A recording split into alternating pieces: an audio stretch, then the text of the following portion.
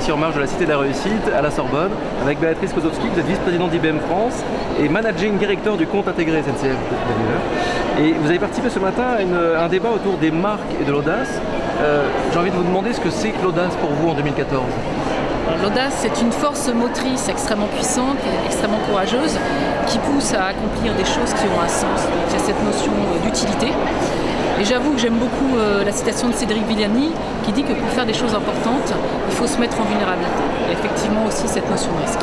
Alors est-ce que les marques ont de l'audace? Est-ce qu'elles doivent faire preuve d'audace pour se renouveler? La réponse est oui, absolument. Il faut toujours faire mieux, plus.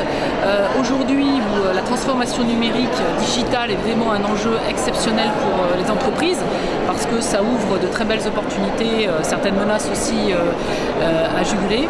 Cela doit absolument nécessairement passer par une réinvention et le fait de se transformer en profondeur avec ses collaborateurs, avec ses clients, en utilisant les nouvelles technologies. Et pour moi, un enjeu d'audace, justement.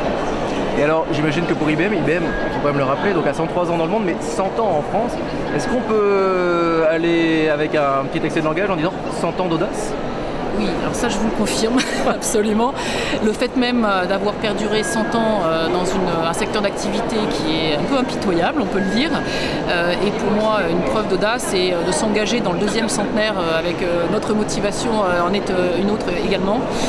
Ce qui est intéressant, c'est que notre secteur d'activité dans les technologies de l'information est typiquement un domaine où ne pas avoir d'audace, ne pas prendre de risques est probablement la chose la plus dangereuse à faire. Et quand on regarde le nombre d'entreprises pendant ces 100 ans qui n'ont pas perduré et tous les nouveaux entrants, on voit bien qu'il y a une dynamique extrêmement importante et audacieuse. Alors pour nous, je dirais que ce qui est fondamentalement le cœur de l'audace pendant cette aventure humaine des 100 ans, ça a été d'abord fondé sur l'innovation, puisque c'est vraiment l'une de nos valeurs et on a toujours investi énormément, on investit 6 milliards de dollars par an dans la recherche, même dans les périodes de crise. On a déposé plus de 76 000 brevets en 100 ans, du système de réservation Sabre qui a eu un impact très important dans le domaine aérien. Si vous prenez le programme Apollo, voilà, ça n'aurait pas pu avoir lieu sans la contribution d'IBM. Le code barre qui a complètement révolutionné aussi l'industrie logistique. Et puis plus récemment, bien sûr, l'informatique cognitive avec Watson, qui a été un défi très important le jour où on l'a confronté aux champions du monde du jeu de Jeopardy, mais qui aujourd'hui travaille sur des enjeux essentiels, d'aider à lutter contre le cancer ou d'autres enjeux de progrès humain ou de progrès d'entreprise très importants. Donc il y a cette culture, je dirais, d'innovation.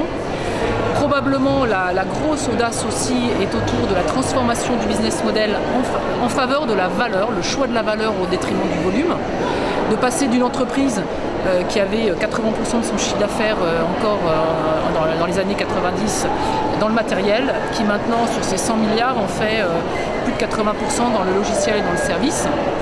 Donc on voit qu'on s'est complètement réinventé et repositionné. Et là, typiquement, l'illustration de la prise de risque, c'est que par exemple, depuis les années 2000, on a désinvesti, cédé des activités qui ne nous paraissaient pas à forte valeur pour l'équivalent de 15 milliards de dollars.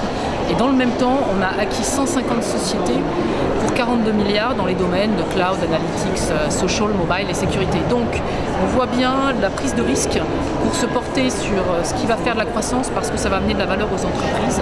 Donc voilà, je pense que c'est une autre illustration.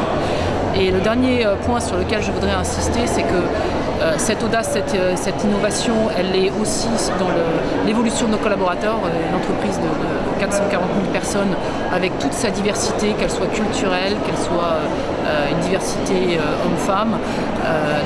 Vous avez plus de la moitié des IBMers qui ont moins de 5 ans d'IBM.